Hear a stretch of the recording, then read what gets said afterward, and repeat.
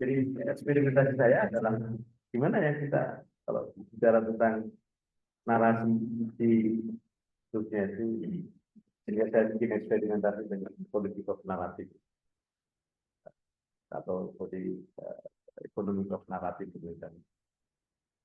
Ini wilayah jelajahnya orang sejarah. Cawe-cawe itu kalau jadi cerita atau jadinya membantu sih gitu. Oke, itu pengantar. Nah, akhirnya saya minta dibantu mengakses. Katakanlah kita punya cara untuk mengkapitalisasi menata sejarah dan seterusnya. Adakah kemungkinan orang-orang di Belanda sana itu bisa menjadi pembeli dari narasi sejarah? Saya nggak tahu. Bisa terbayang ya, misalnya 17 Agustusan itu, bayang saya sangat asik kalau dihadiri oleh kedutaan Belanda, sehingga ada refleksi sejarah di situ di masa lalu. Tapi itu kan hanya tadi saya proyeksikan itu. Kalau misalnya narasi sejarah itu atau data sejarah itu kita jadikan basis untuk mendiskusikan masa depan, ya katakanlah misalnya Pulau Run yang itu ada kaitannya dengan tukar-tukar dengan Inggris dan sebagainya. Kalau kita hanya ngomong sejarah untuk masa lalu, ya tadi saya bilang ini sejarah untuk sejarah. Kalau sejarahnya itu masa depan, oke, Pulau Run karena ditukar dengan Manhattan yang berkembang Manhattan, tapi kan kemudian di sini ada cagar alam atau tempat untuk konservasi perubahan iklim, sehingga kita perubahan iklim. Oke, mengingat transaksi di masa lalu enggak ada, gimana kalau kita bisa bikin perubahan iklim? Ada banyak hal yang sifatnya politikal, dan saya bermain-main dengan sejarah. Oke, itu. Nah, kalau ide ini visible, saya ingin menjadikan ini proposal untuk menulis grant ke visible.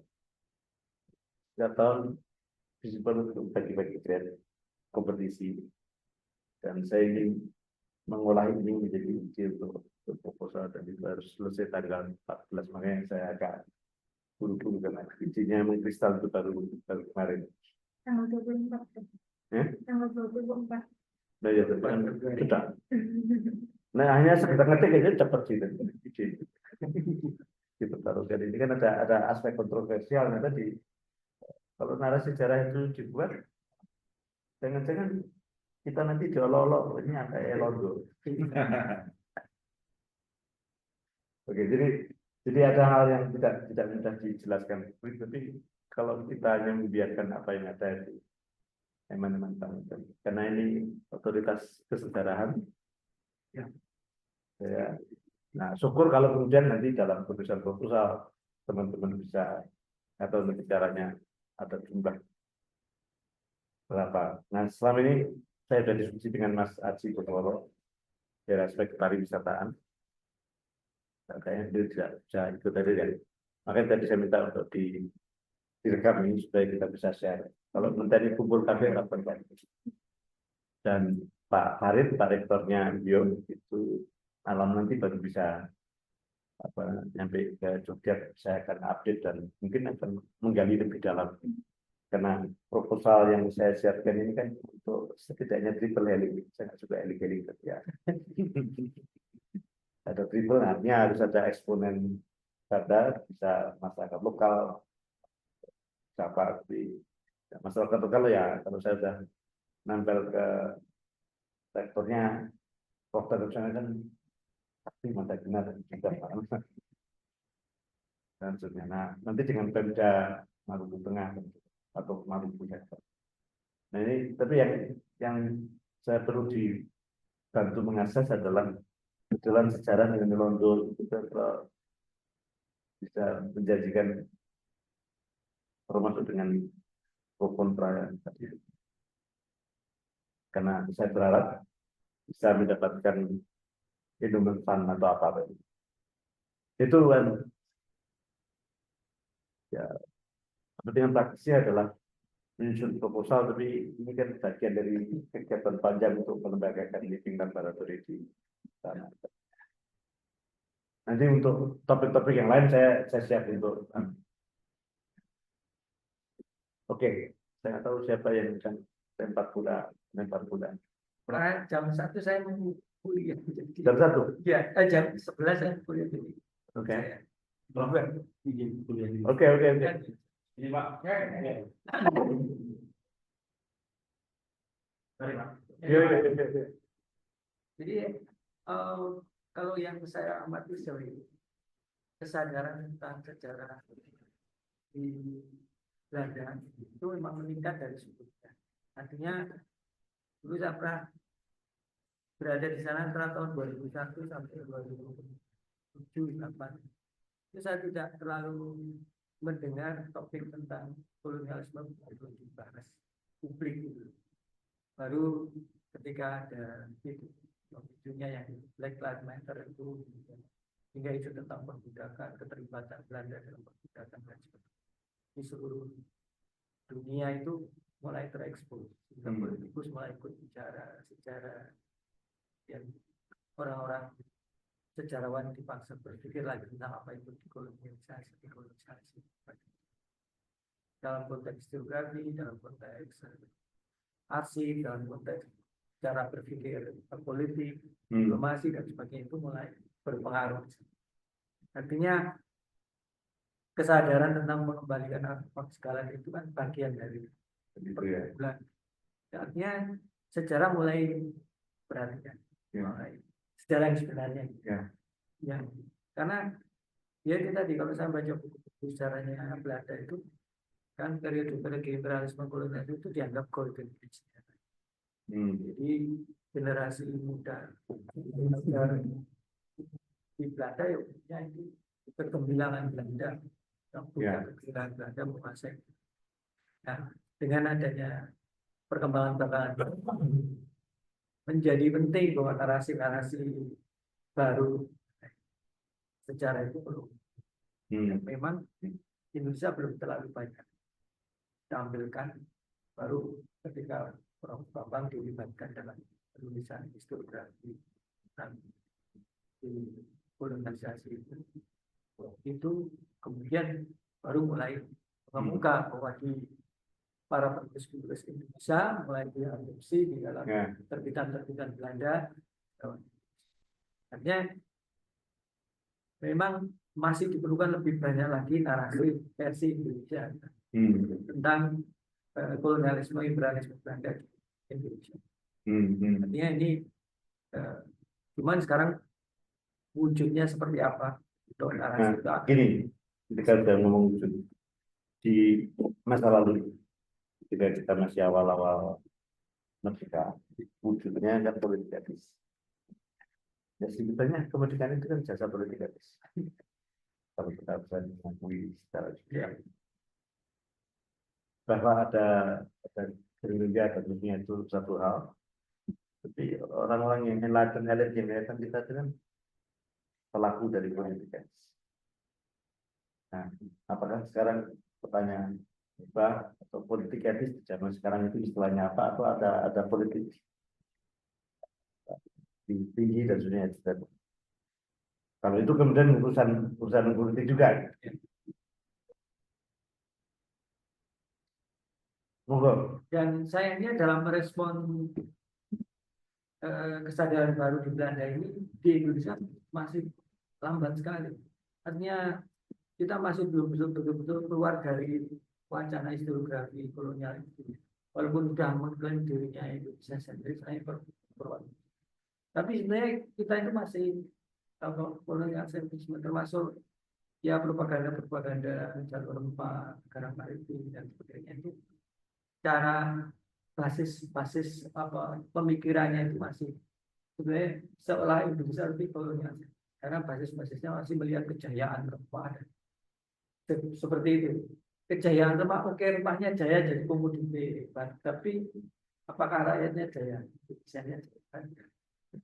Artinya itu masih warisan kolonial dari memahami kejayaan rempah, bukan kejayaan dari keberhasilan orang Indonesia, reputasi orang Indonesia, reputasi asing bahkan imperialisme. Nah, masih banyak dari berbagai tema historiografi kita itu yang masih kita belum bisa keluar dari cara melihat masa lalu kita berdasarkan. Sehingga reenactment tadi itu bagian dari untuk menghadirkan kembali cara yang dimaknai sesuai dengan untuk masa depan itu nggak akan bisa sampai karena kita belum ada pengungkapan secara interpretasi yang benar mengenai Indonesia sentral sudah digagas sejak tahun 50 itu. Jadi itu dulu yang harus kita lakukan sebetulnya bisa itu betul-betul melakukan dekonstruksi secara sesuai dengan sesuai yang sebenarnya. Makanya Prof. Purwanto kan nulis bukunya gagalnya historiografi Indonesia sentris itu dulu jadi kontroversi. Tapi kalau mau melihat satu persatu logika yang baik, benar sekali apa yang dikritik Prof. Purwanto itu. Jadi, nah sayangnya ini tidak menjadi semacam gerakan nasional di kalangan sana dalam melakukan rekonstruksi secara itu. Jadi saya merasa justru perspektif kita sendiri itu yang akan laku di Belanda gitu. Iya menurut saya gitu karena kira-kira mereka ini tandingan. Buktinya Prof. Purwanto minta uang KTL diberi karena mereka ini pengen banget melihat perspektifnya Indonesia dalam melihat revolusi kayak gitu loh. Jadi itu berita bagus bagi. Tapi jangan gimana? Sebagai pemain di lapangan diam secara.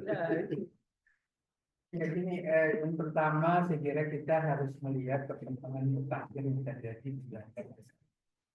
Ini adalah hal yang paling betul-betul harus disampaikan. Belanda sekarang sebenarnya ada dua, paling tidak minimal bisa jadi tiga karena in between. Karena saya ikut serta sejak awal ikut serta ya, ikut serta sebenarnya ikut serta bukan jadi orang yang menentukan, tapi ikut serta dari perubahan yang terjadi sejak sebenarnya di akhir abad ke-20 lalu dan mulai memasuki abad ke-21. Dan mulai abad ke-21 itu saya sudah mulai melihat mereka ingin mendesain ulang dari sejarah mereka. Nah, dalam konteks itu ya, mereka sudah mencoba untuk mendesain ulang dan itu berimplikasi kepada politik yang jenengan sampaikan, yang dimana jenengan lebih pada bagian itu daripada saya. Kami mulai dari Stellenbosch, mungkin pertama Johannesburg, kemudian Stellenbosch, dan kemudian Amsterdam, dan bolak-balik macam-macam. Dan kemudian jadilah beberapa kebijakan kebudayaan, kita bisa mengatakan politik, ya, yang berkaitan dengan dunia atau sejarah kolonialisme dan imperialisme. Nah, kita tahu bahwa salah satunya bentuknya itu adalah mereka lebih mendukung dalam hal ini ketika kita bicara international relation. Jadi ini politik masuk betul. Mereka lebih misalnya dana-dana itu lebih diberikan kepada mereka yang pada konteks kekinian. Bukan konteksnya adalah kesejarahan, tapi lebih kekinian. Masa lalunya. Nah, ini yang pertama, ini betul. Jadi tidak ingin menunjuk masa lalu. Nah, itu kan dana-dana untuk para artis, pelaku-pelaku kebudayaan itu jauh lebih banyak akhir-akhir ini dibandingkan dengan riset-riset. Itu udah sangat jelas sekali yang mereka lakukan. Itu baik desain. By design, jelas by design. Karena itu dari awal kan saya berada pada posisi yang sedikit kritis yang berkaitan dengan konsepsi repatriasi dan restitusi itu. Karena saya sudah melihat ini bahwa ada dua jalan yang ditempuh mereka. Yang pertama itu adalah mereka ingin, tadi sudah disampaikan oleh Mas Margono, bahwa mereka ingin kalau saya menggunakan terminologi saya amnesia sejarah. Tetapi mereka ingin mengatakan bahwa ya 10, 20, 30 atau 50 tahun lagi, ya artinya jejak-jejak dari kolonialisme dan imperialisme itu udah hilang dalam sebagai naratif. Karena jangan ngomong naratif, Ya, akan itu hilang dia. sebagai naratif. Akan hilang. Karena apa? Karena di Belanda sendiri jejak itu sudah tidak ada lagi. Nah, begitu juga, nah ini nanti bagaimana? Sementara tadi sudah disampaikan bahwa naratif lamanya itu adalah kegemilangan Belanda. Nah, itu nggak perlu diubah dalam konteks seperti itu. Tetapi, nah ini persoalan dari satu kelompok. Di kelompok yang lain ingin berbicara hal yang sedikit berbeda. Mereka ingin mengatakan, kalian kita ini tahu tidak? Kita ini adalah dulu orang yang melakukan apa yang kita sebut dengan kolonialisme dan imperialisme. Kita adalah pelanggar hak asasi manusia dan sebagainya. Dan orang tidak demokratis. Pokoknya semua hal yang dalam konteks politik kita mengerti. Nah, kesadaran inilah yang juga tumbuh pada saat yang sama dan oleh Berapa kuat segmen yang mengartikulasi paling tidak saat ini yang paling tidak kita sudah dapat pengakuan apa namanya permohonan maaf dari pemerintah walaupun apa namanya baik oleh pemerintah maupun oleh negara dalam hal ini jadi raja juga memang. Nah, ininya kalau dalam konteks yang lain bagaimana Indonesia merespon apa yang kami kerjakan tidak pernah diapresiasi oleh negara ini. Nggak pernah. Itu nggak paham. Nggak paham. Menteri misalnya apa, nggak pernah, nggak ada. Apa yang sudah kami lakukan itu sama sekali tidak ada apresiasi. Sama sekali. Sampai detik ini nol. Saya ingin mengatakan mungkin nol. Bukan hanya kecil, enggak, nol. Itu luar biasa. Nah, yang ini saya tidak mau menggugat yang satu ini. Tetapi konteks Belanda kalau tidak seberapa kuat, tadi sudah sampaikan contoh eksplisit betul dalam konteks Indonesia. Dan sekarang adalah ketika mereka bicara tentang perbudakan. Nah, perbudakan ini menjadi isu besar di Belanda. Betul-betul jadi isu besar. Ini akan ada sebuah museum besar yang akan segera kan. Tetapi ada tetapinya. Semua perbudakan itu naratifnya itu adalah tentang apa yang kita sebut dengan transatlantic slavery. Saya langsung mengkritisi itu. Nah, besok pagi kalau tidak salah, atau hari ini atau besok pagi, itu akan ada seminar khusus mulai berbicara. Saya bilang, kalau ngomong perbudakan, itu bukan soal transatlantik. Koloni yang kita sebut sekarang Indonesia, itu juga perbudakan adalah bagian penting dari seluruh sejarah kolonialisme dan imperialisme itu. Betul kan? Sampai nanti ada tanda kutip kebijakan baru. Itu pun masih dengan tanda kutip. Tapi dalam narasi di Indonesia itu kan hanya soal tanam paksa, itu tidak seluruh kolonialisme itu adalah kita mengikut naratif yang dibangun oleh mereka. Jadi kita hanya membalik saja. Dulu itu ada kegemilangan, untuk kita itu adalah kesusahan, tapi ide yang paling penting soal soal perbudakan itu tidak pernah menjadi perhatian utama kita di sini. Banyak sebab karena kita tahu bahwa di wilayah yang kita sebut, saya selalu menggunakan kata ini, kepulauan Indonesia ini, itu juga perbudakan itu menjadi bagian yang sangat penting pada banyak lokalitas di Indonesia. Nah, Belanda itu sebenarnya dalam beberapa hal mengakomodasi itu dan mengambil alih itu melalui kekuasaan yang mereka miliki. Sekarang mereka menjadi primus inter pares-nya, mereka menjadi yang utama di dalam proses itu. Mereka kemudian menjalankan hal yang pernah ada, kemudian ditambah dengan banyak struktur dan infrastruktur yang lain, dan kemudian jadilah yang kemudian mendukung proses imperialisme maupun kolonialisme itu. Nah, di Belanda tentang perbudakan ini Betul-betul luar biasa sekarang. Jadi kesadaran tentang itu besar. Bukan ini kecil, tapi ini gerakan sudah. Jadi gerakan. Tapi apakah itu cuma wacana human rights dari Ya, ini menurut dari mereka mengkritik. Jadi seperti otokritik lah kalau kita ingin mengatakan sejenis otokritik yang muncul di mana. Tapi itu kritik saya kepada mereka sangat jelas sekali. Saya mengatakan bahwa kalian tidak bicara tentang bukan East Indies saja, bukan African saja, bukan Amerika saja. Yang ada itu kan hanya Karibia, Amerika dalam konteks itu, Afrika, dan itu kan kita lihat dia jelas sama. itu Yang juga ini by default. awalnya jelas menurut saya by design, karena bagi mereka bahwa dan ini sebenarnya melihat bagaimana hegemoni konsepsi tentang perbudakan yang hidup dalam dunia barat. Ya, kalau budak itu adalah Amerika.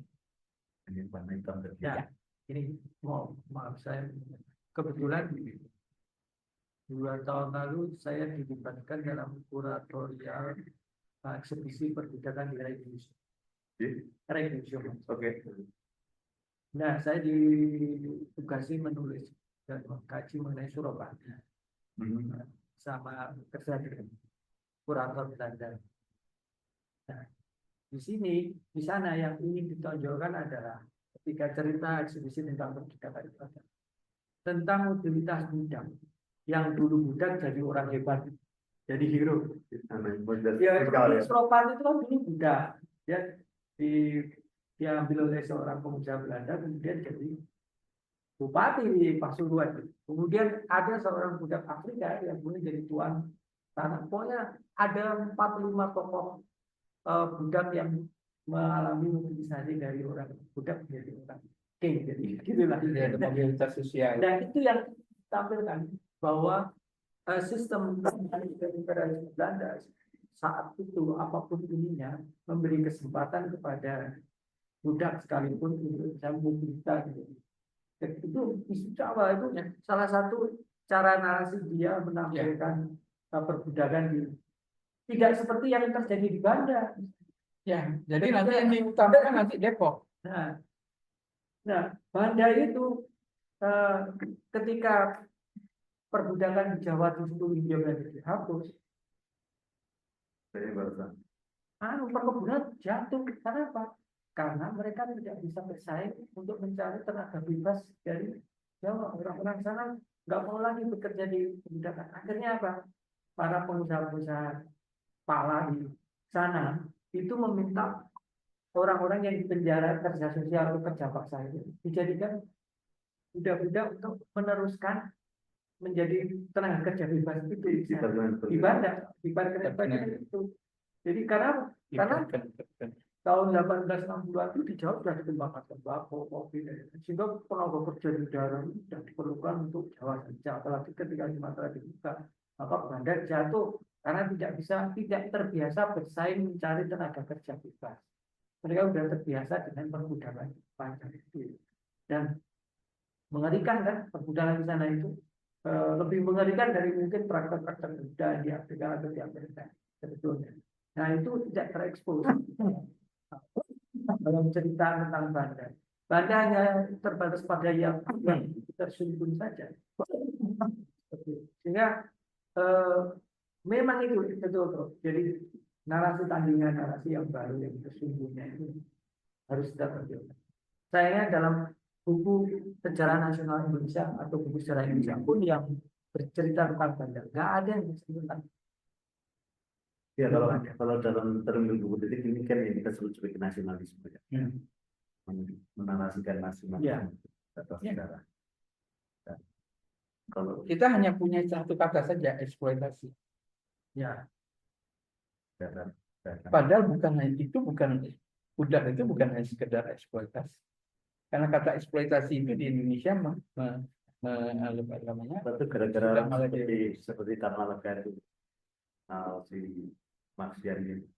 Nah, ini konteks yang menarik sekali. Jadi bahwa kalau kita lihat tulisan Tamalaka dan banyak hal, akhirnya isu budak itu kan kita tuh punya dua awalnya di tahun-tahun sebelumnya generasi saya, bro juga pasti apa namanya, itu kan kata budak perbudakan itu kan bukan hanya budak, tapi budak belia. Sekarang anak-anak nggak pernah tahu bahwa ada kata budak belia, nggak ada. Berarti budak yang dibeli, yang diperjualbelikan. Nah, konsepsi budak yang kita tahu di apa namanya di Atlantik itu kan sebenarnya kita bicara soal budak belian. Nah, budak yang orang berubah menjadi apa yang kita sebut dengan komoditi. Nah, komoditi itu, budak sebagai komoditi itu di dalam sejarah Indonesia itu tidak muncul. Tidak muncul, ya tidak muncul baik oleh sejarawan Indonesia maupun. Nah, oleh sebab itu saya ini berkaitan dengan ketika jenengan mengatakan kalau kemudian di Belanda ada apa ya, ada perubahan paradigmatik yang berkaitan dengan naratif sejarah mereka, maka saya mengatakan bahwa berarti ada konsumen. Ada orang yang ingin tahu lebih banyak tentang apa yang terjadi. Karena itu bahwa ketika jenengan tanya apakah kemudian sejarah, naratif sejarah itu bisa dikapitalisasi atau tidak, iya. Nah, karena selama ini urusan tentang Maluku itu hanya RMS. Itu hanya RMS. Titik. Nggak ada urusan juga. Nah, kalau kita mampu kemudian membangun wacana, membangun naratif tandingan tentang perbudakan yang ada di Maluku misalnya, ada di Banda dan sebagainya. Nah, saya yakin mereka akan tertarik untuk melakukan itu. Oleh sebab itu, kalau saya boleh menyampaikan sebenarnya, karena kami pada saat ini sudah sedikit kewewengan urusan. Mas Margono punya ini, saya juga, dan ini. Saya kira ada salah satu sekarang call yang sangat menarik, yaitu adalah call untuk yang dilakukan oleh WHO yang berkaitan dengan slavery, tapi apa namanya, slavery di Indian Ocean. Indian Ocean tentu saja termasuk. Nah, mereka coba perhatikan, mereka masih belum langsung mengatakan apa slavery di Netherlands Indies atau slavery di Indonesia, enggak, masih slavery in Indian Ocean yang sudah ditulis dengan sangat ekstensif, pertama oleh apa namanya Chowdhury, kemudian sudah ditulis dalam beberapa hal oleh orang apa namanya oleh Mas apa yang sekarang di Cornell kok jadi Eric Tagliacoso. Artinya dari gambaran dua, minimal kita mengatakan dari gambaran dua orang itu saja sebenarnya kita sudah bisa melihat persoalan-persoalan perbudakan itu. Ini minimal, tapi sebenarnya masih banyak tulisan-tulisan lain yang berkaitan dengan hal tersebut. Nah, maka kalau misalnya ini, maka saya ini setahu saya karena saya mungkin sebenarnya agak salah juga untuk menyampaikan ini, tapi ya perlu juga. Itu dananya di atas 1 juta euro. Ya, yang sudah kami, karena sebelum ini kan ada dana yang kami sudah, karena saya bagian dari komite itu yang ya reviewer, dan kami sudah menyetujui yang di atas 1 juta euro. Nah, maka saya ingin sampaikan bahwa artinya masih bisa, jadi dengan mengakomodasi sejarah politik ya dan yang lain ditambah ini, nah nanti outputnya kan bisa beragam. Ini seperti ya nanti ada kalau Mas Aji, maksudnya Mas Aji yang pariwisata toh? Nah, kalau Mas Aji ini kita bisa berpikir tentang hal tersebut. Nah, maka saya membayangkan melalui mekanisme ini. Jadi misalnya nanti ada satu yang, karena ini kan biasanya kalau yang model yang di atas 1 juta euro itu kalau kemarin itu sampai 5 PhD-nya. Maka ada orang yang satu bekerja untuk pariwisata, ada yang bekerja pada konteks budak, naratif, dan macam-macam dan sebagainya. Nanti PhD-nya itu bisa beragam. Nah, dari mereka itulah kemudian ada satu, mungkin kita mengatakan produk yang betul-betul konteks yang lain. Jadi teman yang pariwisata atau yang lain atau bicara tentang heritage dan sebagainya itu menjadi bagian mekanisme yang nanti bisa dikapitalisasi yang seperti ini dengan baik. Jadi Maluku itu undervalued menurut saya selama ini. Jadi Maluku itu kita hanya bicara ada orang Barat yang kan saking ininya mereka pergi mencari rempah begitu kan. Udah itu selesai. Tetapi sebenarnya sejarah Maluku itu sendiri sebenarnya ya selain undervalued kemudian juga ya tidak dikerjakan sebenarnya. Jadi cara kita berpikir itu sebenarnya mengikuti yang seperti saya tulis di dalam secara filosofis, secara konseptual itu kita berpikir sama dengan historiografi Belanda yang kita tidak inginkan. Mikirnya sama, caranya sama.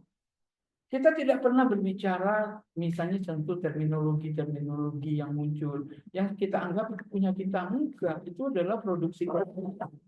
Nah, maka sebenarnya kita harus mulai bicara. Nah, bagaimana sekarang menempatkan perkenir itu jadi kalau di Filipina itu kan namanya adalah hacienda. Hacienda itu bahasa Spanyol. Itu kan sebenarnya perken itu kan sama dengan hacienda. Nah, bedanya apa? Nah, ini untuk sejarah politik ketika kita melakukan komparasi dengan sangat luar biasa, kita tahu bahwa hacienda yang ada di Filipina itu ada meninggalkan struktur maupun kultur yang luar biasa sampai detik ini mempengaruhi situasi politik Filipina. Ya, mobilisasi massal orang berasal dari ini, mengapa sampai presiden sekarang masih dan sebagainya. Itu adalah bagian dari cerita tentang hacienda. Loh, pertanyaan kita, mengapa dan bagaimana hal tersebut kok tidak terjadi di Maluku? Dengan pola yang sama, apa sebenarnya yang terjadi? Nah, ini apakah persoalan naratif atau persoalan apa kita? Nah, karena memang undervalued, karena dianggap sejarahnya seakan-akan berhenti di abad ke-17. Ya, maksimal itu abad ke-18 itu pun ketika komoditi sudah berubah, pasar dunia sudah tidak lagi mengutamakan hal tersebut. Nah, kemudian orang mulai begitu masuk abad ke-19 orang hanya bicara gula dan kopi dan itu Jawa. Dan kemudian masuk tambah satu tembakau itu Sumatera. Nah, ketika itu masuk kita lupa semua tentang pala dan cengkeh. Lupa historiografi kita. Totally lupa. Hanya dengan satu kalimat. Pasar dunia sudah berubah. Padahal para petenir itu masih ada di sana dan masih hidup dan terus berjalan sampai detik ini. Dengan segala perubahan mereka yang terjadi. Tetapi historiografi kita tidak mengatakan itu semua. Sehingga naratif yang kita bangun tentang itu ya nggak jelas apa itu. Jadi itu yang saya sebut undervalue tadi. Jadi sejarah Maluku, sejarah Banda itu terlalu kita sia-siakan begitu rupa dalam konteks seperti ini. Ya, ini persoalan yang harus saya kira jenengan punya perhatian tentang daerah itu untuk saya matur nuwun. Artinya Mas Margono sudah melakukan hal yang sejenis ya, tapi saya nggak tahu dalam konteks seperti apa. Tapi ini saya kira memang harus perlu ada perhatian pada wilayah tersebut.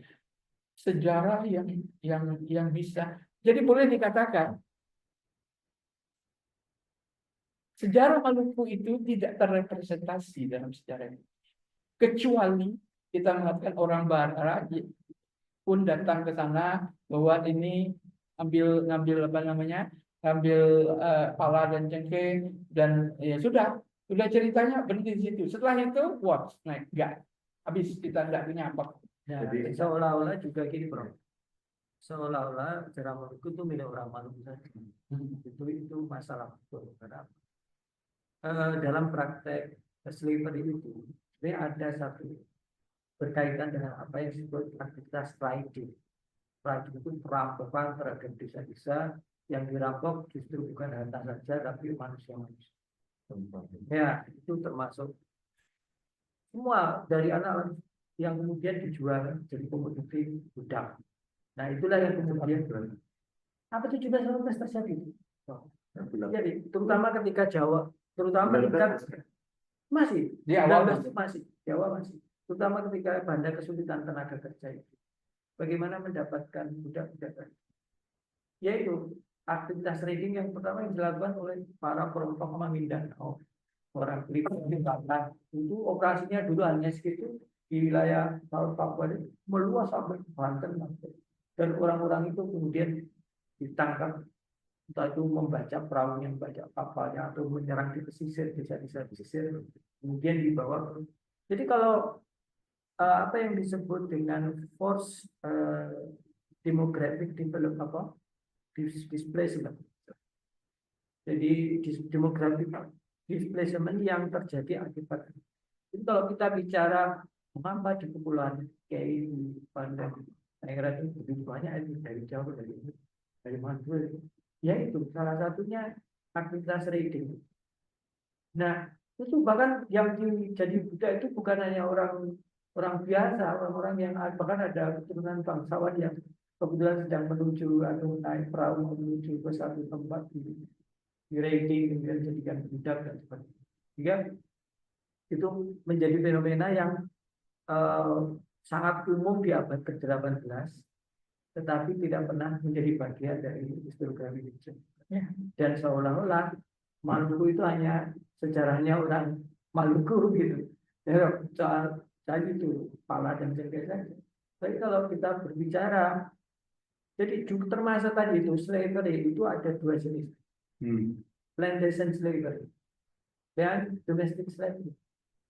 Domestic slavery itu adalah mereka slavery yang dipraktekkan dalam rumah tangga orang Eropa di seluruh Hindia Belanda. 100 sampai 1000.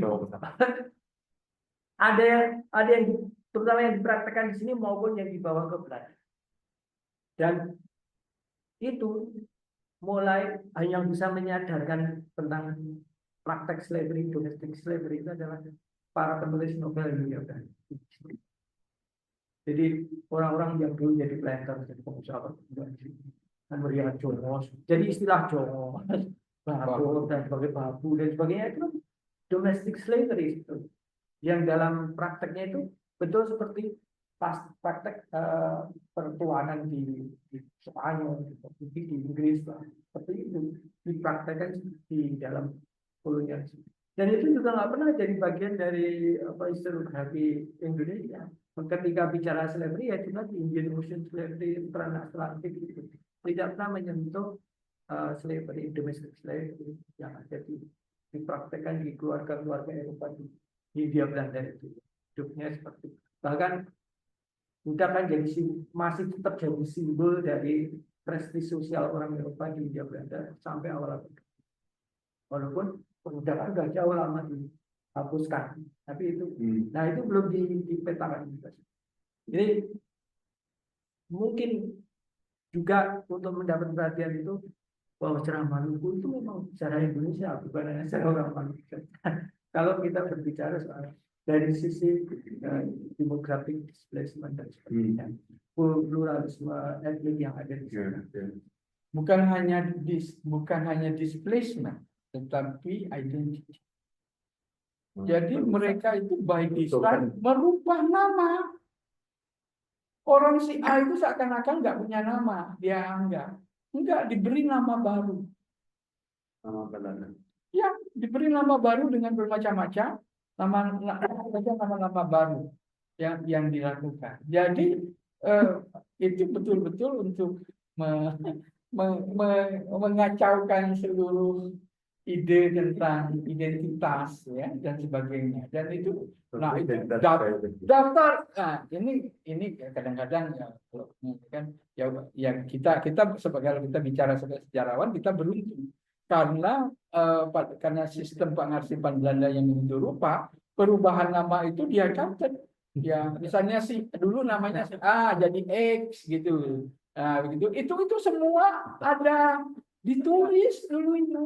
Itu data tahun berapa? Abad berapa itu? Oh, itu sampai abad ke-19 Dari masih ada. VOC sampai abad awal abad 20 masih ada. Itu sebagian apa, walaupun dia mengatakan bahwa Belanda sudah apa ya, mengatakan sudah tidak ada lagi perbudakan secara resmi, menyatakan itu, tapi itu tidak betul. Jadi itu berarti kita mengatakan tadi ketika dengan misalnya abad ke-20, jadi kalau abad 20 itu kan mereka selalu berpikir bahwa ketika Sumatera Timur dikembangkan itu seakan-akan tidak ada lagi perbudakan, hanya ada kontrak. Dia mengatakan kuli kontrak. Padahal kuli kontrak itu bagian dari perbudakan. Belum lagi kita bicara tentang Suriname. Dan itu sebagian dalam dokumen kontrak itu. Iya, itu bisa diukur. Kenapa? Dari dokumen kontrak itu. Ah. Cita ketidakadilan itu. Oh iya. Sangat bisa. Oh, itu apalagi ternyata jelas. nanti cerita akan menjadi lebih berkembang lagi. Kemarin saya baru ditunjukkan oleh Pak Mutia. Kok ini kok wedok kabeh, saya bilang.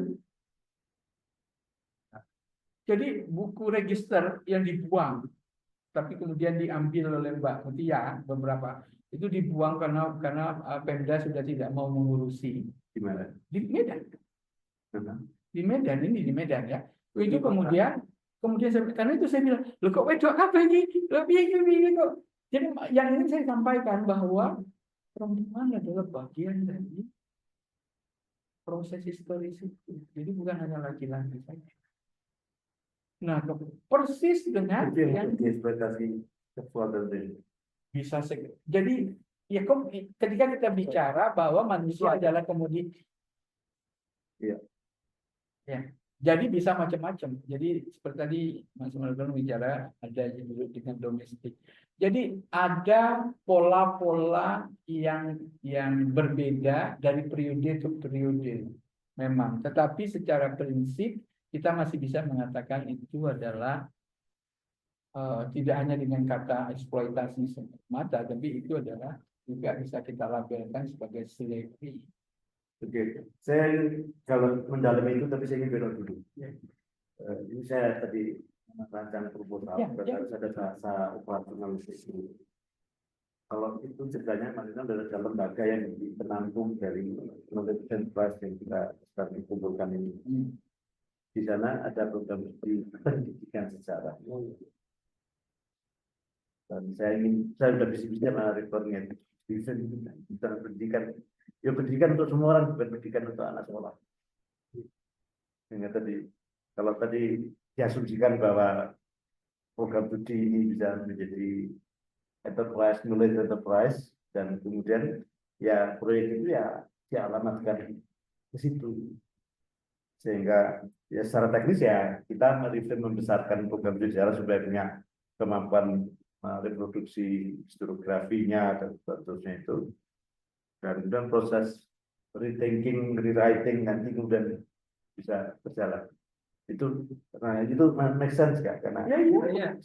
Karena soal narasi itu soal kemampuan keberhasilan kita menghentikan bisnis tulis kembali sejarah itu dengan narasi baru. Nah, baru kemudian pendidikan sejarah yang kita inginkan itu berhasil setelah ada. Karena saya berpikir berbalik karena justru ketika kita bisa mendapatkan isu besar itu kan berlobby. Ya.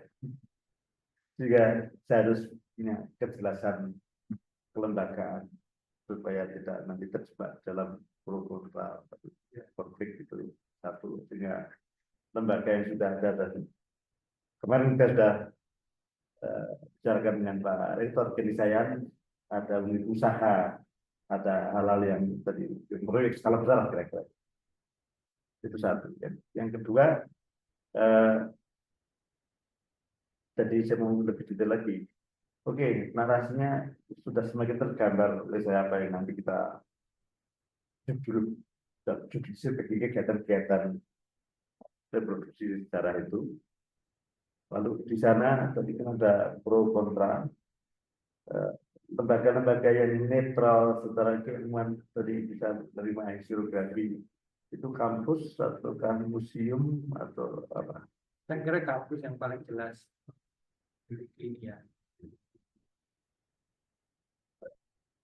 tapi dan ketika ada museum kan masih terlalu statis. Tapi kalau bisa dilibatkan jadi satu, bagus juga museum. Karena orang kalau datang ke sana nggak cari ke sekolah kan, orang datang lagi ke museum kan. Ya, itu dia menjadi museum marah menjadi tempat istilahnya sevisinya dan perguruan tinggi menjadi bagian dari yang memproduksi narasinya. Ini bagaimana ini koneksikan keduanya? Ya, karena Jadi pendidikan tidak hanya kampus kan komunikasi sangat elitis ya. Ya. Dan yang kita bukan kan justru Komunitas. pemikiran yang punya jangkauan yang Ya, ada kecairan yang luar biasa menurut saya dalam tradisi sejarah permusiuman heritage. Prof, saya Oke. Atur. nanti Ya. bisa kita lanjutkan. Ya, nanti ini makanya saya perlu buru-buru karena akan ada rangkaian panjang dunia yang saya nggak paham. Menurut saya Iya, nonton. Iya. bulan ya. Ada kecairan yang luar biasa sekali sebenarnya dalam tradisi kita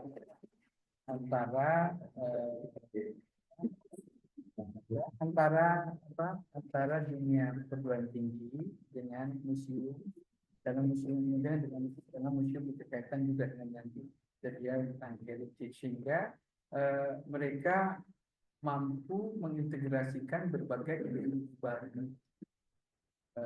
Nah, di Indonesia ini kan ada problem. Yang pertama,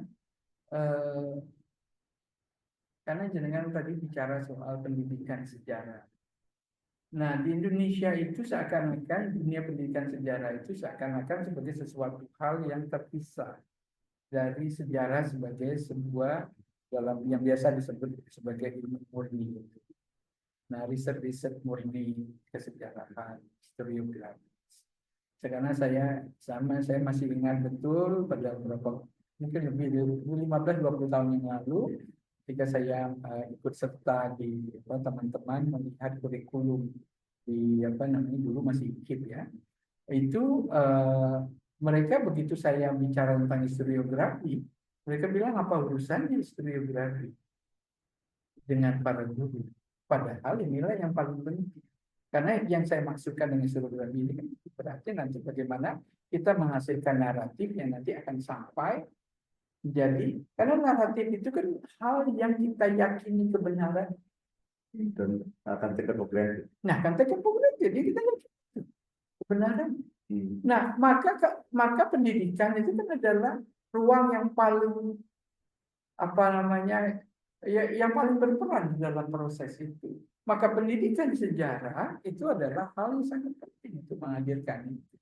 Nah, oleh sebab itu bahwa tadi kalau dengan tanya mana yang tidak sebenarnya misalnya misalnya sekarang saya punya pekerjaan dengan teman-teman itu betul-betul museum itu orang bicara tentang orang ahli tentang permusiuman, ahli tentang heritage, sejarawan itu kan, dan bahkan beberapa ada antropolog, kemudian ada political science. Kami bekerja sama untuk menempatkan ini semua untuk membangun apa yang kita sebut dengan naratif ini. Jadi kami sedang membongkar satu naratif lain yang ada dalam sejarah Indonesia. Nah, ini bagaimana menempatkannya di dalam konteks Indonesia, karena ini tentang barang yang sudah dikembalikan. Ini mau diapakan barang yang sudah dikembalikan. Nah, maksud saya ini menjadi sangat penting sama dengan, jadi saya membayangkan pasti banyak apa yang kita sebut dengan objek-objek Maluku. Kalau dalam bahasanya yang sedang kami kerjakan ini, harta karun Maluku yang ada di Belanda.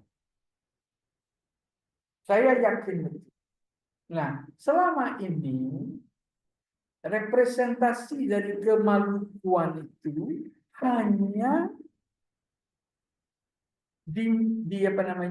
ditempatkan di dalam konteks RMS. Itu kayak Indonesia ya, seperti Indonesia ya. Dan di Belanda juga sama. Jadi sama. Jadi ketika kita bicara tentang heritage Maluku, Walaupun itu tidak ada kaitannya dengan RMS, tetapi tanda kutip pemiliknya di Belanda adalah orang Maluku yang sebenarnya secara historis bagian dari cerita tentang RMS, bukan Maluku dalam pengertian sejarah yang panjang sampai kemudian kita bicara kepada dunia rempah dalam bahasa ini. Tidak. Jadi yang merepresentasi Maluku di Belanda itu adalah hanya konteksnya adalah RMS. Nah, bagaimana sekarang narasi yang kita bangun meyakinkan orang di sana bahwa Maluku itu tidak hanya soal RMS kalau berkaitan dengan Belanda.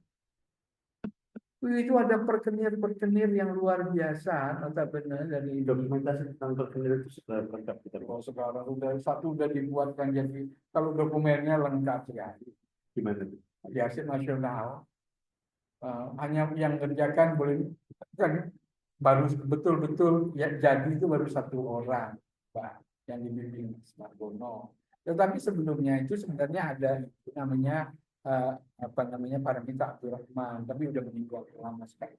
Orang yang mulai di beberapa tempat ada si siapa namanya ini si Amal itu Pak saya.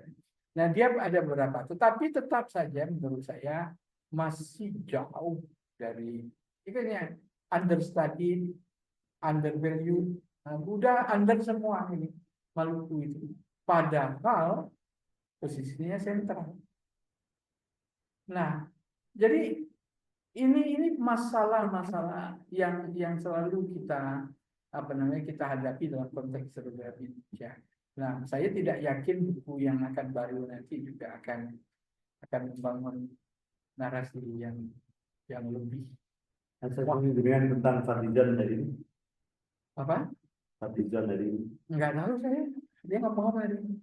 Enggak, artinya belakangan ini kan ini apa ya? Saya kemarin menata museum tentang. Ya. Retorika kan menggembirakan dalam pengertian yang ini menarik karena itu adalah kontradiktif. Satu sisi hampir sebagian besar ide itu adalah ide yang mereka ambil dari tulisan-tulisan saya. Tapi sayangnya tidak ada. Ya udahlah, ada di situ.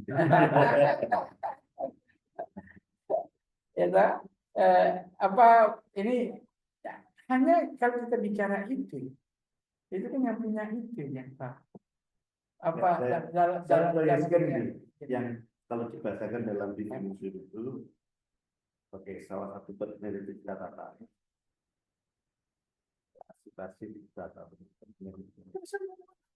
Lalu kemudian tadi tinggal buka kita tugasi anak-anak lokal itu untuk menjadi ahli itu. Iya, tinggal buka saja nanti ini misalnya yang sekarang koleksi yang dulu dibuat oleh itu saya bagian dari itu tadi lupa yang Harta Karun Nusantara itu sebagian kan ada di sini. Jadi kalau misalnya nanti dari misalnya contoh dulu si siapa namanya orang Inggris ini Annabel Gallop itu pernah melakukan pameran naskah-naskah dengan British Museum dengan ininya emas. Ya, Surat-surat emas. Nah, jenengan itu bisa membuat dari arsip yang pernah saya lihat. Itu Anda jenengan bisa dengan berbagai konsepsi misalnya kita bisa membuat nanti artinya secara konsep ya. Saya tidak mengatakan ini mah. Itu luar biasa. Kemarin saya baru tunjukkan kemarin Mas Wahid terkejut sekali karena kita lihat di itu surat, salah satu adalah surat yang berkaitan dengan tanam paksa yang dikirimkan kepada salah satu penguasa di Madura. Itu tanam paksa oleh Gubernur Jenderal Belanda kepada. Nah, hal seperti itu bisa bayangkan, hal seperti itu pasti ada jenis-jenis tertentu dari arsip yang dimiliki, nanti tinggal mengumpulkannya, mengkategorisasikan. Kalau cirinya itu Ya. Salah satu kegiatan adalah mendatangkan arsip-arsip. Hanya itu. Jadi ketika kita mengatakan kalau kita melakukan restitusi dan repatriasi, itu adalah kita tahu apa yang kita inginkan. Bukan apa-apa semuanya. Itu biayanya besar. Itu kan saya sudah nulis itu di ini bahwa ini kan salah satu upaya Belanda untuk tidak terbebani oleh masa lalu secara finansial. Mereka nanti akan betul-betul bisa bebas dari biaya kolonialnya luar biasa. Jadi kolonial ini ketika nanti koloni sudah merdeka itu kan sebenarnya meninggalkan beban ekonomi untuk mereka. Memelihara semua ini kan beban ekonomi. Sementara kita berpikir bahwa nanti itu dikembalikan ke pikiran ke kita pikir itu semuanya senang-senang saja sebagai kebanggaan. Jangan. Kalau saya mau mengatakan biarkan saja, ngapain dulu kamu bawa? Ya kita hanya bisa mengatakan ya terima kasih kamu paling tidak mempreserve ini, tapi ya terus saja kamu jadi beban kamu jangan. Nah, jadi ketika kita minta apa yang diperlukan, kita tahu betul apa yang kita ingin minta. Jadi kita tahu dan jangan kemudian menjadi beban harus. Misalnya kita minta dokumen-dokumen seperti itu yang ada di Belanda, yang bukan yang ada di Indonesia. Itu ngurusnya bukan hal yang murah, bukan hanya mudah, tapi bukan hal yang murah.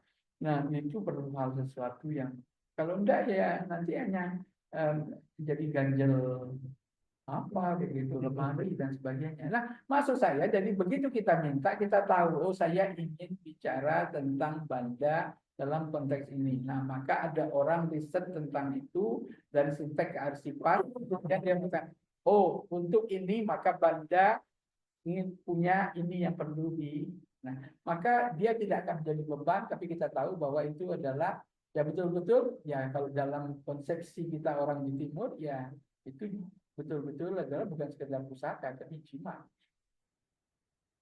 Ya perlu kita menjimatkan itu kan penting. Kalau tidak kita jadikan jimat, nanti orang tidak peduli, tidak menghargai. Nah itu kan iya. Tapi kita tahu betul bahwa mana yang jimat, mana yang bukan jimat. Nah untuk itu maka saya kira Maluku itu seperti kata-kata understudied, undervalued. Yang paling mengerikan undervalued. Karena yang understudy tapi undervalued. Jadi kita tidak menganggap sehingga tadi seperti Mas Margono mengatakan sejarah Maluku hanya seakan-akan milik orang Maluku saja. Padahal sejarah Maluku itu sejarah kemanusiaan juga. Pertanyaan lain setelah tadi kita mulai dikasih review kekayaan sejarah seperti underpreserved, undervalued itu. Bisakah narasi langsung kita jadikan basis untuk memproyeksikan masa depan? Ya. Karena tadi misalnya perbudakan, bukan itu.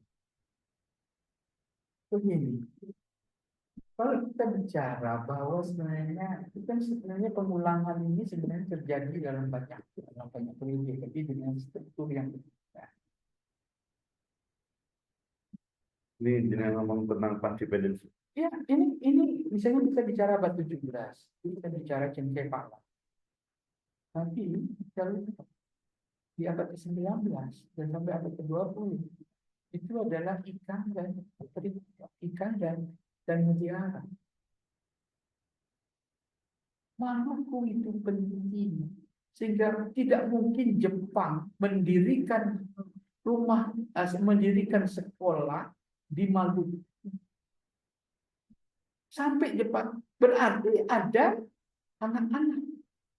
Enggak mungkin kalau yang sekolah itu pasti anak-anak. Ngapain Jepang sampai mendirikan sekolah di Maluku di periode-periode ketika kolonial Belanda sedang bersinar. Tapi bahkan itu kita lihat jejaknya bisa sampai abad 19 kalau tidak. Nah, bahkan jauh dari Jepang memang sudah sejak abad 17 sekali. Yang ini saya sampaikan bahwa kita tidak tahu misalnya dalam mutiara. Ini bukan hanya cengkeh dan pala. Mutiara.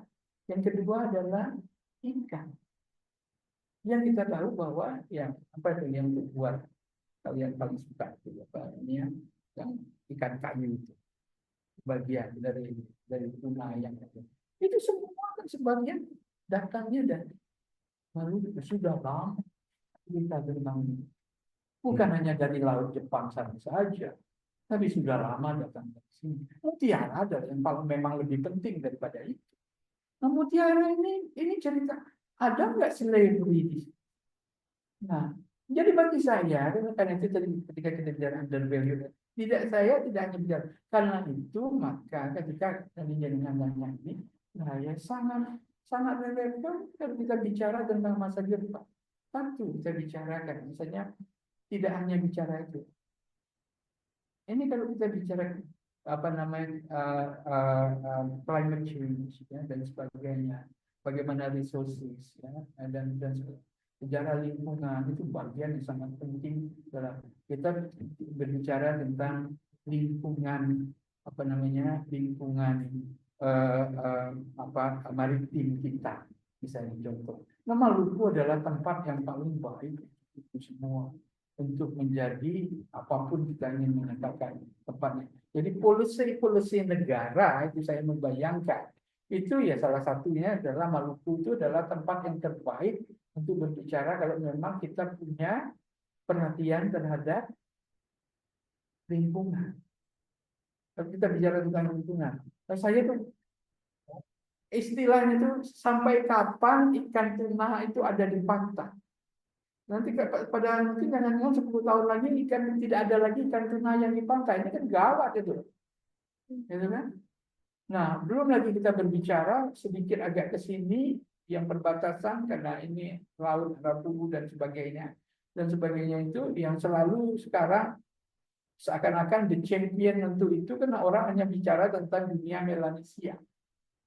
Karena patron besarnya itu adalah Australia. Jadi Indonesia seakan-akan tidak punya peran sama sekali dalam menjaga, itu kan, menjaga apa namanya lingkungan ini. Kan championnya adalah Australia dan Selandia Baru, ya kan? Yang kita di sini sekarang nggak punya. Nah, Maluku adalah tempat yang terbaik untuk itu. Kemarin saya lihat orang menangkap apa itu namanya ikan yang kuning itu, namanya. Bukan. Yang warnanya kuning, bukan Marlina. Kita punya nama sendiri, tapi dalam konteks orang Barat juga punya nama. Yang ikan ininya ini agak kecil, kepalanya seperti besar, warnanya kuning itu namanya. Itu saya lihat bagaimana nelayan lokal menangkap itu. Bukan kuning. Ikan termasuk di Selandia Baru termasuk ikan yang paling disenangi orang yang berbuat nah, itu Maluku itu adalah wilayah Maluku laut Flores dan sebagainya. Jadi begitu nanti jenengan Maluku itu kan sebenarnya kita bicara dua dunia lain. Itu adalah dunia Papua dan dunia Flores dan Timur. Jadi itu akan nyambung. Yang selama ini itu adalah yang tereksklusi. Jadi jenengan bicara dunia Maluku itu secara historis sekalipun kita tahu bahwa Maluku ini adalah ruang yang sebagian berinteraksi dengan kuat dengan Papua dan juga dengan wilayah-wilayah yang ada di sini dan masuk nanti menjembatani karena nanti ada bentor nanti menjembatani pertemuannya dengan Sulawesi. Nyambung. Paling tidak kita mengatakan Indonesia Tengah dan Indonesia Timur itu nyambung dengan ini. Jadi kalau orang mengatakan ini tereksklusi, jenengan masuk dari situ, jenengan bisa pergi ke Indonesia Tengah dan bisa pergi ke Indonesia Timur sampai ke Papua sana. Jadi Maluku itu sebenarnya bukan hanya saya katakan historis, tapi kita lihat ekologisnya juga. Nah, ekologis ini ya. Nah, karena itu kan sekarang kalau kita membaca-baca hampir segalanya, kalau kita bicara tentang Melanesia dan semua kelompok-kelompok yang ada di sana, itu championnya itu Selandia Baru dan kembali lagi saya bilang Barat. Mana kitanya gitu loh, mana kitanya. Generasi. Karena kita tidak berpikir, karena kita mengekspresikan mereka sedemikian itu dalam konteks yang begitu. Jangan bisa bayangkan apa namanya, ini baru ngomong, jadi jarak lingkungan itu bagian dari jaringan awalnya yang interest utama dari dulu. Itu bagian sangat penting sekali untuk itu. Jadi saya membayangkan nanti kalau kita mengkaitkan dengan pariwisata, bukan hanya urusan pariwisata yang ada di darat saja, tapi kita bicara tentang pariwisata yang ada di laut. Ya, yang dilakukan di Banda oleh Pak Bupati itu kan mengundang turis-turis asing melalui jalur informasi, jalur berita dan seterusnya, tapi untuk diving. Yang dia jual pertama diving di dalam laut. Dan dengan itu kalau kita darat itu menjadi dikenal. Tapi kan memang ada orang besar yang sudah punya exposure dan menggiring orang itu masuk ke sana. Jadi akhirnya kita tahu ikan apa, berapa banyak ikan yang boleh kita masak, dan berapa ikan yang bisa kita pancing tapi kita rilis. Jadi semua orang kemudian tahu, oh orang pergi ke laut ini, mereka mancing tapi ikannya dirilis. Itu kan sebenarnya bagian ini. Kemudian bagaimana orang menjaga terumbu karang dan sebagainya. Jadi, tetapi bukan hanya itu saja, karena kita tahu bagaimana pengaruh laut terhadap apa namanya pemanasan global.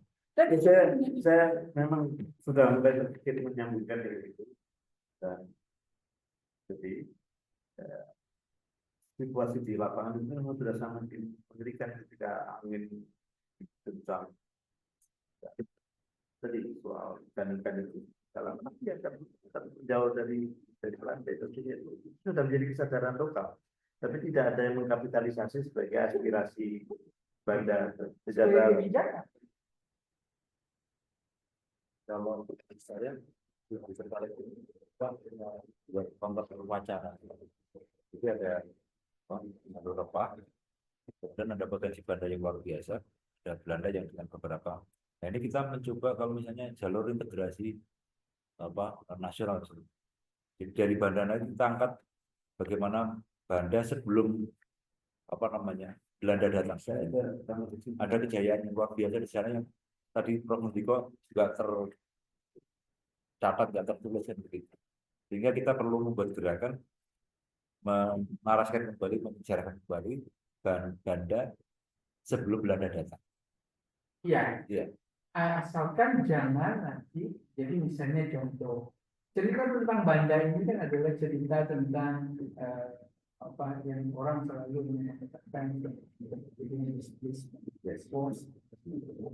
nah orang bicara tentang hal seperti itu aja, tapi sebenarnya menurut saya bukan itu. Jangan betul bahwa sebenarnya sebelum terjadi forced displacement itu, ya artinya kita mengatakan sebenarnya apa yang terjadi di Banda. Jadi beginilah kalau kita menginginkan sederhana sekali. Kalau studi ini betul bahwa pada masa Fir'aun pun beberapa jenis komoditi yang berasal dari kepulauan Indonesia itu sudah sampai ke sana. Kalau kita melakukan studi tentang Cina, bahkan kemudian kita mengatakan bahwa berbagai jenis tumbuhan dan binatang itu menjadi bagian penting dari dinasti-dinasti kuno Cina. Nah, ini yang tidak pernah kita perhatikan gitu. Jadi misalnya kita lihat bahwa ada candi Muara Takus di Riau. Mengapa candi itu ada di tengah-tengah jauh dari muara? Tapi ada di pertemuan beberapa sungai. Jadi kita akan lihat. Nah, ini kan sebenarnya kita ingin sampaikan bahwa kita kemudian jadi terkejut. Ternyata salah satu kalau menurut penelitian arkeologi bahwa Kerinci itu ternyata sudah merupakan bagian penting dari apa yang kita sebut dengan penanaman padi. Nah, problematiknya menurut saya sederhana sekali. Kita itu ketika kita bicara Austronesia, kita itu hanya menempatkan Austronesia itu di dalam ruang yang disebut satu itu adalah primitif. Berarti tentu saja kalau sudah primitif tidak memiliki peradaban, dan dalam kekinian dan kita katakan dia itu loh orang-orang Nias, orang-orang Mentawai yang tidak berpakaian dan sebagainya. Nah, itu. Jangan-jangan kita akan juga berkata hal tentang yang serupa. Jadi kita tidak pernah bertanya, mengapa sih orang Papua itu tidak sempat memiliki pakaian seperti kita? Mengapa? Apa memang betul mereka itu memang tidak memiliki? Padahal semua kita tahu beberapa jenis tintal. Jadi kita dulu dengan kain ikat tuna atau itu ya India itu jangan terbalik, bukan kita semua ngambil dari India loh. Ikat India itu adalah ikatnya Austronesia yang benar diambil dari wilayah Asia Tenggara ini ketika mereka berinteraksi. Jadi ikat-ikatnya India itu datangnya dari kita. Nah, yang ini saya sampaikan. Kita tahu begitu kayanya ikan di Timor, Flores sampai ke Nusa Tenggara Timur. Begitu kaya. Pertanyaan saya, setelah Timur itu secara geografis kita tahu ada Maluku. Maluku juga kaya itu. Pertanyaannya sederhana. Mengapa tidak sampai Papua? Kalau saya, apakah sebenarnya pernah ada tapi kemudian karena sesuatu mereka terpaksa harus menarik diri masuk ke dalam? Persis dengan cerita tentang orang Dayak yang sebenarnya ada di pinggir, kemudian harus pergi ke dalam, akhirnya mereka tidak sempat memiliki baju yang sebagian yang pernah kita tahu. Padahal mereka berasal dari kelompok. Kalau kita lihat secara antropologis, persis dengan mereka-mereka yang memiliki tenun-tenun ikat yang ada di Cina Selatan dan Nusa Tenggara, Asia Tenggara yang lain. Artinya orang-orang Dayak ini. Kenapa mereka kemudian hilang? Itu kan pasti ada sesuatu. Nah, kita ini sebenarnya kita tidak sadar. Kita itu kadang melakukan apa? Melakukan pemendekan waktu. Kita pikir bahwa proses itu berjalan hanya waktu yang pendek. Ini bicara tentang ribuan tahun, ratusan tahun yang bisa terjadi. Kalau orang terpaksa mereka harus lari dari pinggir di mana mereka tidak punya lagi kesempatan, akhirnya kita tahu bahwa mereka akhirnya orang-orang Dayak hanya terbatas. Nah, begitu juga kita bicara tentang orang-orang yang ada di Papua sana. Nah, ini persoalan-persoalan yang bagi saya bahwa pertanyaan yang disampaikan itu menjadi sangat penting untuk dibicarakan. Tapi celakanya teman-teman arkeologi hanya bicara tentang, begitu dia bicara tentang prasejarah, kemudian dia bicara tentang dia yang mengatakan ada peradaban. Tetapi representasi manusianya adalah manusia dengan cawan. Nah, itu yang menakutkan saya, Pak.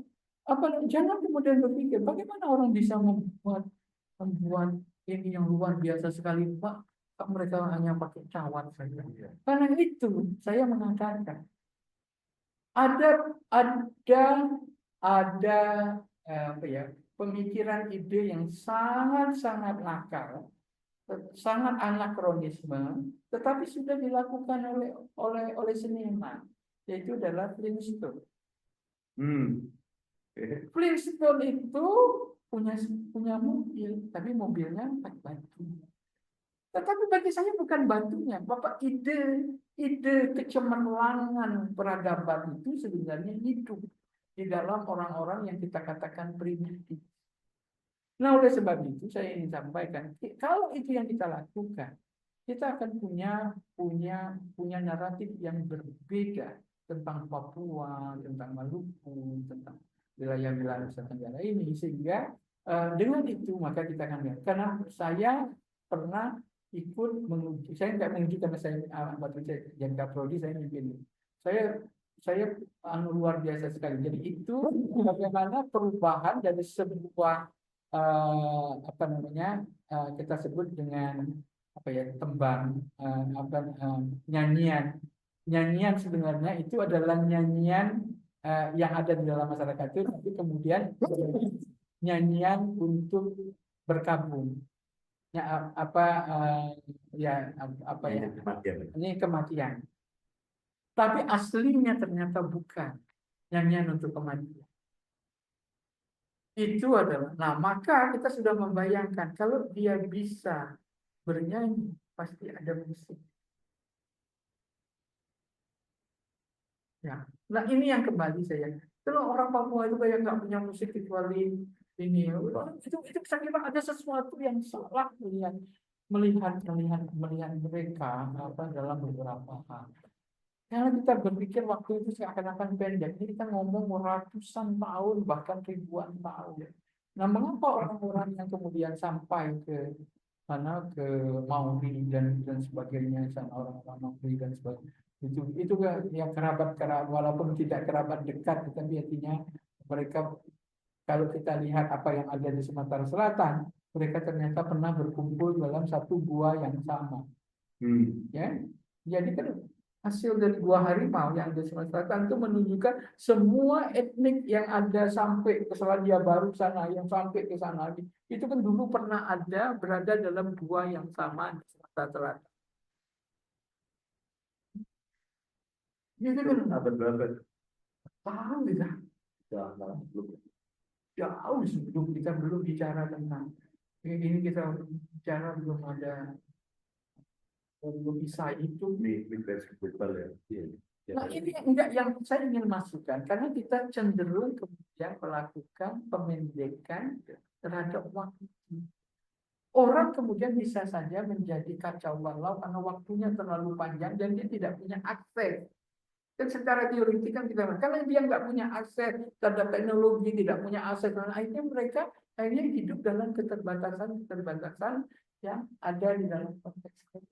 Nah, ini ya saya kira yang tadi, jangan sampai yang ketika dengan cara tentang banda sebelum itu nanti malah malah kemudian kita balik lagi kepada urusan. Pertanyaan kita sederhana. Kalau mereka sudah punya pala, mulai dari apa namanya, dari mulai biji palanya, ulinya, itu kan, kemudian apa namanya, pembungkusnya itu apa, buah itu dulu diapakan? Apakah mereka dulu hanya apa namanya, hanya itu ya barang hutan saja? Nah ini kan kita, padahal kita tahu bahwa perdagangan itu, nah, masalahnya kembali lagi, problem yang paling mendasar, kita itu hanya berbicara bahwa pusat peradaban itu seakan-akan hanya ada di utara sana. Padahal di Cina ada pusat peradaban, di sepanjang Sungai Indus sudah ada peradaban. Yang dulu kita diajar di Sungai Yangtze yang sudah ada, di laut, di Sungai Kuning sudah ada apa namanya, peradaban yang luar biasa. Ini kita bicara sejarah yang begitu panjang, ribuan tahun. Ya, nah, Muhammad saja kita bicara abad seperti itu. Mekah itu sudah merupakan pusat perdagangan. Itu kita bicara pada awal, baru ya artinya 5-6 abad setelah Isa.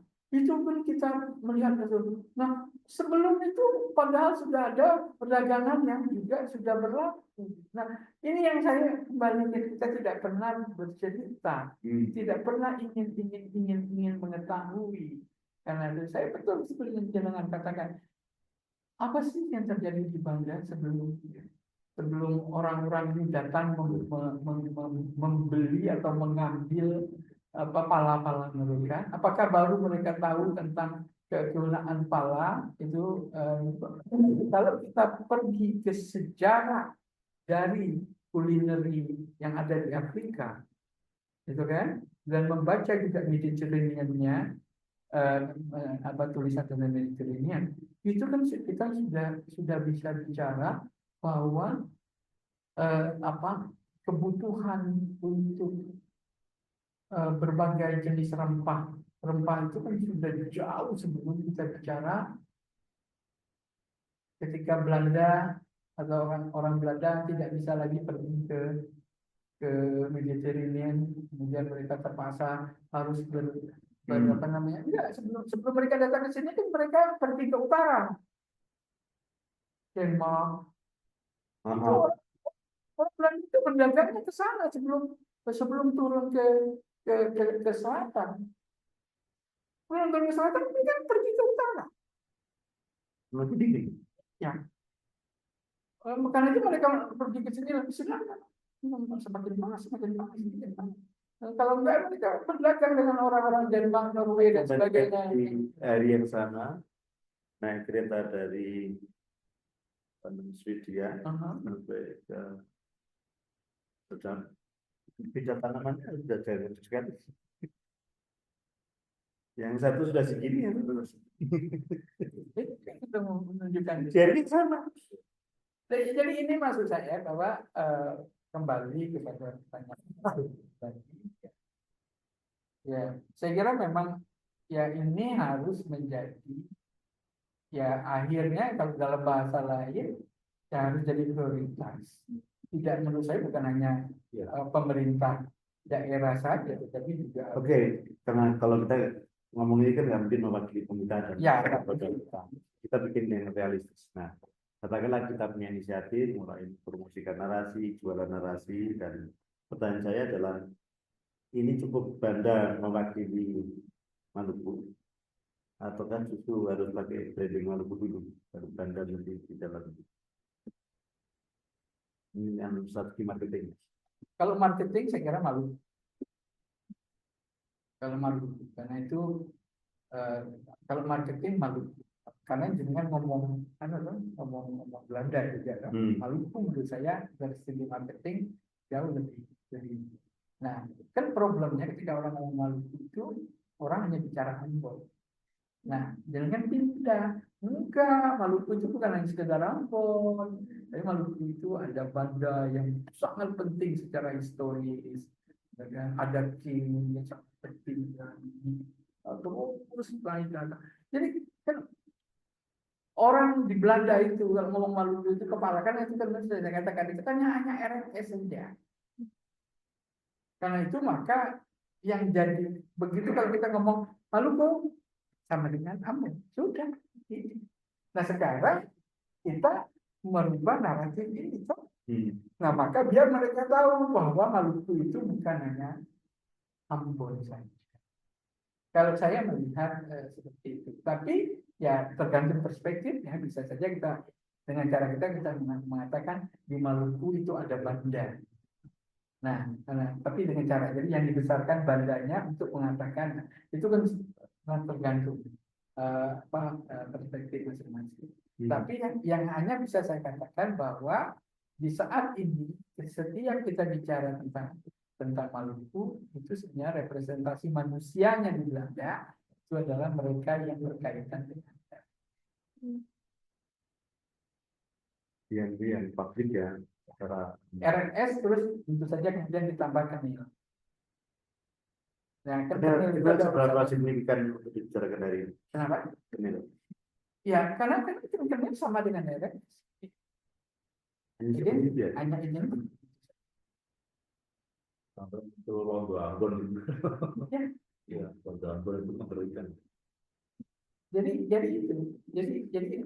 begitu kita bicara Kenil itu orang bayangkan Ambon kemudian RNS. Nah, jadi dia hanya berputar semua lingkungan. Berputar. Ya nanti saya akan cari formula supaya kita realistis, kita mungkin mengcover semuanya. Tetapi watak eksotis atau undervalue itu yang kita. Tapi tidak ada salahnya juga dicoba menghadirkan. Seperti saya katakan ini yang disebut lain bahwa kita akan beritahu Banda Jewel of Maluku. Nah, jadi orang sadar bahwa Maluku itu bukan hanya Ambon. Oke. Terus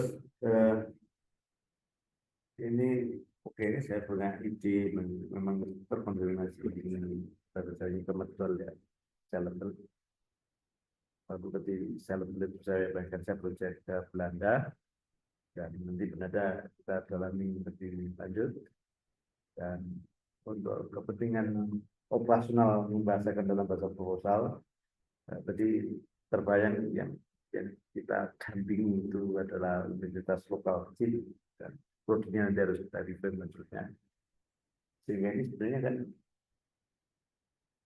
pendampingan kita dari BGM untuk nah, untuk kepentingan teknisnya gimana kalau dalam proposal ini sudah kita tandai gesture kita untuk berkolaborasi UGM katakanlah berbicara dan berkolaborasi dengan Universitas Daerah dan substansinya itu Segera harus.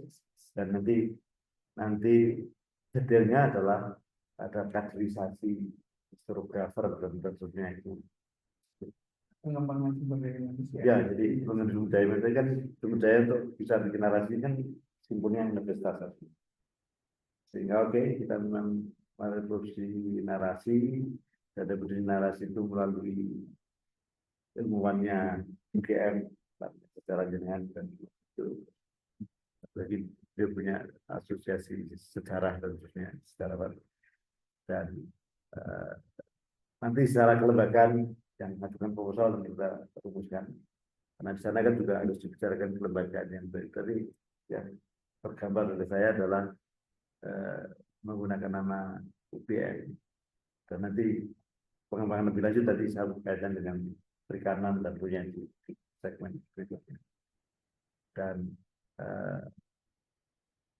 juga terkonfirmasi secara tersirat dari obrolan kita atau skema living laboratory itu menjadi fungsional kita bisa fungsional kan untuk bisa menghasilkan alur narasi semakin lancar semakin banyak semakin lantang dan seterusnya. Oke, nah sehingga apa yang bisa konkret kita mau lakukan itu jadi nah, next step yang terbayang secara praktikal adalah kita selain tadi kolaborasi pendampingan dengan PN itu dan bikin pelatihan-pelatihan tepat guna kepada mereka yang menjadi aktif di lapangan dan yang terbayang dari saya adalah retraining atau mengajak alumni PN karena itu kawasan terpencil kan nggak menjadikan apa-apa. Katakanlah isi guru SD sudah penuh, tentunya. Jadi intinya rektor itu ingin supaya yang sudah di lapangan itu bagus karena memang mereka jadi kadang menjadi aktivis jalanan, aktivis masyarakat. Tapi mereka belum bisa menjalankan peran misalnya melakukan kurasi heritage itu kan tidak punya sense. Kalau kita di kurasi heritage dalam rangka untuk menghasilkan narasi besar itu kita baik.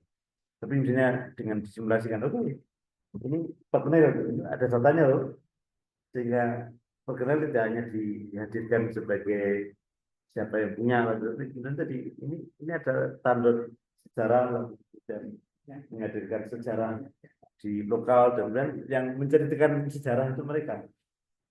Nah ini ada keperluan teknis untuk membekali para aktivis yang sudah aktif di lapangan. Ada semacam workshop sejarah lisan Pak. Salah satunya workshop, tapi poinnya adalah ini akan saya rumuskan di dalam kegiatan di proposal. Ya. Dan dengan itu kan kemudian saya punya alasan untuk minta dana ke fakultas sendiri. Ini sebenarnya itu karena saya masih di sini dan membahasakan dalam bahasa proposal. Jangka panjangnya COVID bicara perbaikan sumber daya manusia, maka apalagi dikaitkan dengan ini, maka mau tidak mau saya kira nanti tentunya harus ada kolaborasi yang lebih masif. Ya. Jadi ini secara sejarahnya perencanaan ke depan kita bicara bahwa ini adalah sebuah awal di sebuah proses yang bersama. Justifikasi historisnya ketika ini tadi bicara tentang maka saya ingin sampaikan bahwa UGM itu adalah saya bisa mengatakan pemula dari living literature. Keberhasilan kebesaran UGM itu salah satunya adalah dari awal itu justifikasi historisnya sangat jelas.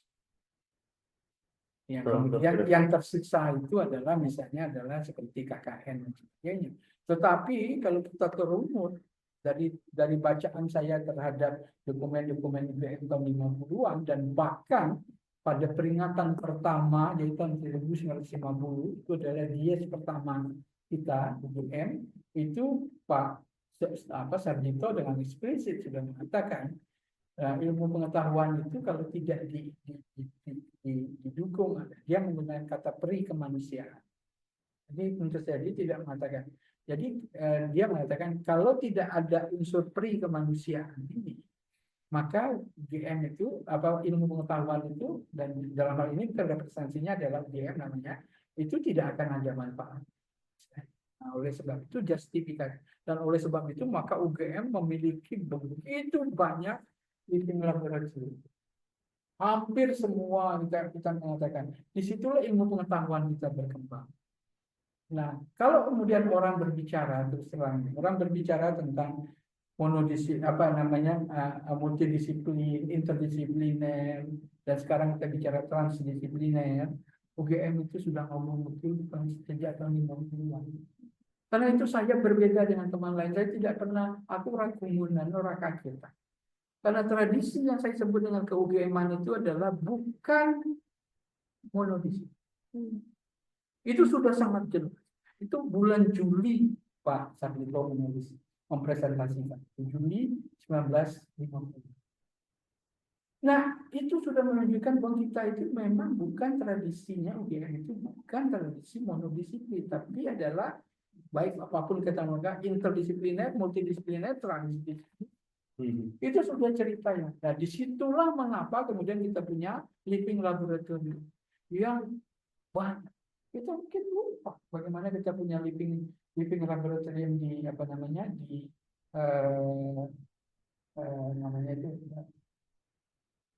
itu tukangan, kalau nggak salah tukangan, yang daerah di sebelah timurnya Kali-Curi dekat tukangan ya. Itu kita punya laboratorium. Itu orang kimia bekerja, public health bekerja, dokter yang bekerja, orang sosiologi bekerja sama, itu orang orang dari FIB bekerja sama, semua bekerja sama dalam untuk apa? Itu kita bicara tentang sanitasi, atau bicara tentang kesehatan masyarakat yang tidak kita sehingga tidak terjebak ke dalam apa yang kita sebut dengan gitu. Itu enggak kita berhasil membangun karena kan kalau tidak akan terjebak karena ini kan para migran yang datang dari berbagai tempat karena tidak punya konsep yang kita sebut dengan formal itu kan tidak ada di situ, semuanya informal dan itu kan sangat mudah untuk menjadi Islam. Sebenarnya sangat mudah. Jadi bagaimana dari awal UGM sudah mengantisipasi untuk tidak menjadi Islam dalam beberapa hal. Jadi maksud saya bahwa itu salah satu saja. Belum lagi kita bicara yang lain dalam konteks UGM punya banyak dulu. Saya nggak mau ngomong bangunan dan sebagainya. Tapi bagaimana? Jadi living laboratory itu adalah justifikasinya sudah sangat jelas sekali dalam UGM histori. Tetapi juga kembali lagi tadi saya sampaikan justifikasi filosofisnya juga jelas. Jadi ini yang menunjukkan bahwa ya seharusnya UGM harusnya memiliki semakin UGM tidak boleh berhenti menciptakan living laboratory. Tidak boleh. Itu kesalahan terbesar. Saya ngomong itu di senat akademik sudah berkali-kali tidak ada orang yang mau dengar. Nah, tantangan saya gini, ke administratif ya. Jadi Castle Living Lab itu kan secara resmi dan skema keuangannya dan saya ingin mempopulerkan itu dengan etikat. Ya saya mulainya dari reframing KKN. Ya, selama ada termasuk konsep living museum itu idenya anak antropologi, arkeologi. Terus sekarang Pak Anggo itu ya ide mereka karena tadi jadi saya minta dibantu mungkin komunikasi ke teman-teman pimpinan universitas Mbak